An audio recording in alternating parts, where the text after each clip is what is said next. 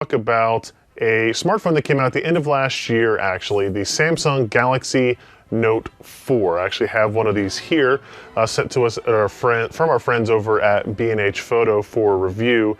And what's interesting about this particular phone, obviously this is kind of the progenitor of the large phone kind of phablet sensation that's going on now, right? It's a 5.7-inch screen, 2560 by 1440 resolution, so you get a very high pixel density with this. What's interesting about this particular model, this is actually the unlocked international model that has a Samsung Exynos 5433 SoC. That's quad-core Cortex A57 and quad-core A53 running in kind of a big little configuration. The North American version is the one you can buy at AT&T, Verizon, T-Mobile, etc. Actually uses a Snapdragon 805, so a totally different SoC configuration. But this is the one you can buy unlocked. That's the downside, is that you're going to pay a lot of money for it. The upside is you can take it to any GSM compatible carrier, which in the US is T-Mobile and AT&T, but you are going to have to pay significant amount for the phone. Actually, it's about $699 or $700 depending on where you look these days. Other specifications that are kind of important in this, the display is obviously the most defining characteristic of the phone. It is a Super AMOLED screen, which is a Samsung design. So you're going to get very, very good color reproduction on this. It's going to be kind of beyond RGB specification. It is 10-point touchscreen, if that matters. I don't know who's using 10 points on a smartphone this size. You also get 3 gigs of system memory, which is a lot for a smartphone. It's available only in a 32 gigabyte capacity, but it does have a micro SD card in the back that we'll talk about in a second. So this is a very large phone. This is essentially the same size as the iPhone 6 Plus, but it actually has, I think the iPhone 6 Plus has a 5.5-inch screen. This is 5.7. So it's a little bit shorter body with a larger screen inside, so that's actually a plus, but it is noticeably thicker than the iPhone 6 or iPhone 6 Plus when you put them side by side. Build quality of the device is actually pretty nice. A lot of people hate on Samsung because they are using mostly plastic components, right? So you've got the back of this is kind of like actually I can show you here, it's kind of like a faux leather look and style to it, but it adds a little bit of grip to the phone, which can be nice, you know, if you have held an iPhone or iPhone 6 Plus and thought about any of those issues. You can see here you've got it's a 16 megapixel rear facing camera that has optical image stabilization. It can actually do 4K video at up to 30 frames per second, 1080p video at up to 60 frames per second. You've got your LED flash and everything back there. Along the sides, you have a fairly nice bezel. It's kind of like diamond cut or chamfered. I don't really know what those terms mean, but it looks nice along the sides. You've got your screen sleep button here. At the top, you've got one of the kind of light sensors and microphone, as well as your headphone output. On this side, you have your volume rocker, and then along the bottom, you've got your you've got 2 more microphones, and you've got your USB connection as well. Probably the most important, and I would say differentiating thing about the Note, as opposed to any other kind of large cell phone, is the S Pen itself. So it's maybe a little bit hard to see on there. There we go. Adjust the lighting on there. So you actually get an active stylus with the phone that comes out and it stores really nicely and conveniently in there. You can't tell on video, but I can say that there's really nice kind of haptic feedback when you remove the pen, and when you put it back in, just get a little bit of vibration to know that the device has come out.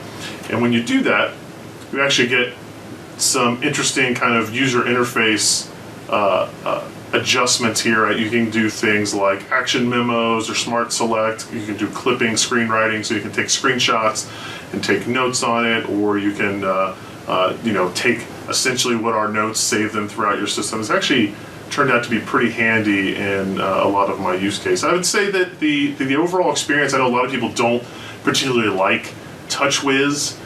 It gets a maybe justified bad rap on the cell phone scene because it is so varying from the native Android experience. You know, there are some complaints here. If you look at the icons, for example, I think there's way too much spacing between the email and the camera and the Play Store icon. I think those could be shrunk a little bit, maybe get more than 4 rows across. You can see that it comes with some, these are kind of out of the box things like Galaxy Essentials and Galaxy Gifts, things that chances are you don't really need. That they're trying to basically kind of bring you into the entire Samsung ecosystem, if you will. Using the device is very fast. Benchmarks on the CPU side are actually pretty impressive.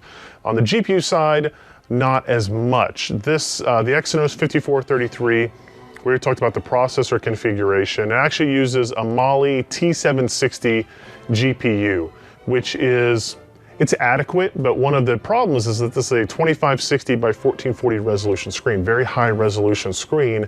So the GPU is more important in that case than it might at first seem. The North American versions use the Snapdragon 805 that has the Adreno 420 GPU in there that is doing much better in our benchmarks just based on the Motorola Droid Turbo and the Nexus 6 results that we have in there as well.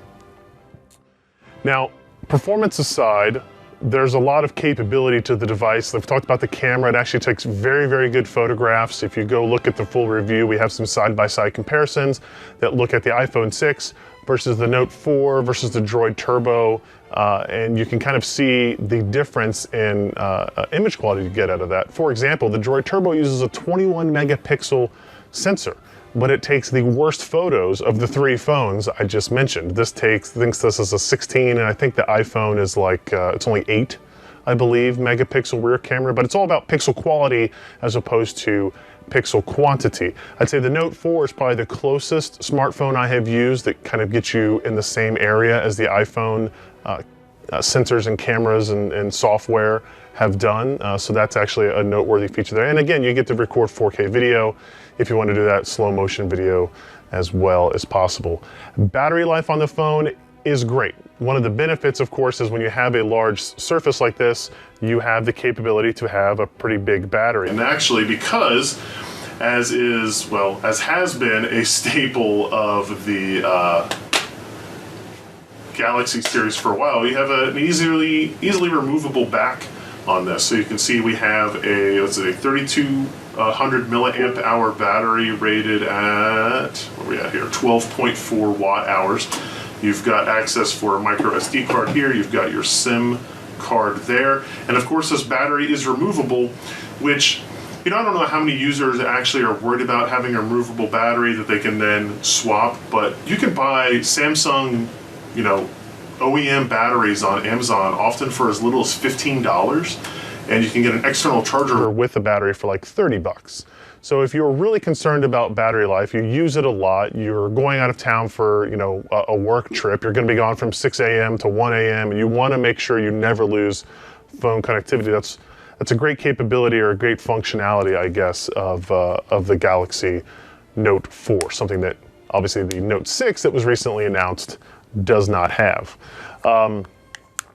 We already talked about performance. The screen is fantastic. Again, look at the full review over at PCPro.com, and we give you some RGB diagrams in terms of what the color reproduction is. We have lots of benchmarks over there as well, screenshots of the photography that we took with this, so you can get a comparison there. I do believe that this is, it's probably among the best Android phones I've used. I will say that going into it, I wasn't sure that I really was going to want to have a phone of this size, you know, in my pocket all the time, but it actually turned out to be pretty helpful. And when you do some things like, when you have this much screen real estate, you can do some interesting things. First of all, if we show you here on the screen, they have a gesture for if you, I mean, I have fairly normal size hands, maybe big size hands, and you can't reach more than kind of like halfway across the screen to get to it. So they have a function for that. It's just a gesture that they call an arrow. I don't know why it's called an arrow. It basically shrinks down the interface to a smaller, more accessible thing. And you can, you know, they actually kind of move the software buttons up here so you get your volume increasing, you know, back, home, menu buttons there, and you can go back there. Of course, you can also do, let's see, a split screen mode as well that lets you run multiple applications at the same time. So if you want to run Android, or I'm sorry, if you want to run a YouTube video while you are looking at a web page or reading your email or something like that, you have that capability to do it. And because you are doing it on a large screen device, it's actually pretty functional, and not many other phones have the capability to do that. I think really only the other Note devices have integrated as part of the TouchWiz interface, so it's actually one of the high points there.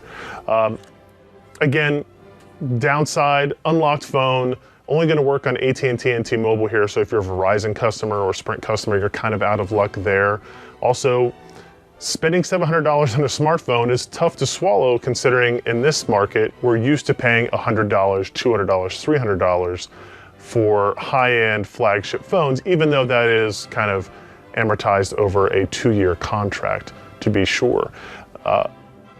Very good phone. I'm excited to keep using it, actually, and I think a lot of people would be surprised how much they're going to like this phone. Oh yeah.